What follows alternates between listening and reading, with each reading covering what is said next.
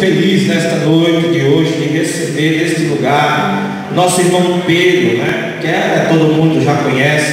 Eu já considero irmão porque é questão de dias. Muitas vezes o homem resiste, tenta resistir, né? Mas chega um dia, chega um momento que o Espírito Santo quebra qualquer barreira, qualquer impedimento, e é questão de dias para o Senhor tomar. O irmão Pedro vai estar louvando, agradecendo o nome do Senhor neste lugar. Eu creio. Se eu não crer nisso, eu estou duvidando do poder do meu Deus que está nesta noite. Amém? Também nos dá o prazer de estar aqui conosco mais uma vez o nosso irmão Rafael, nos dando uma força, nos ajudando nesse ambiente.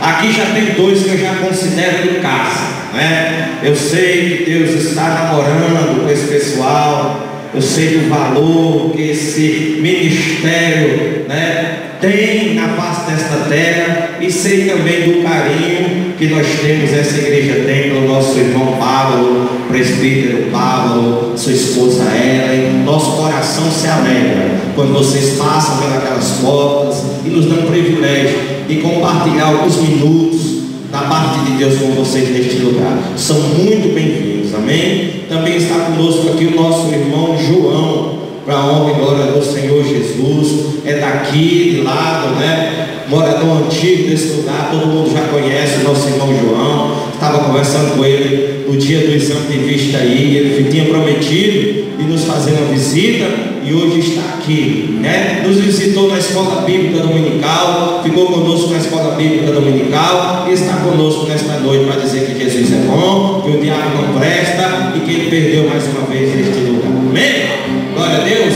O que é que a igreja vai dizer para todos os visitantes nesta noite?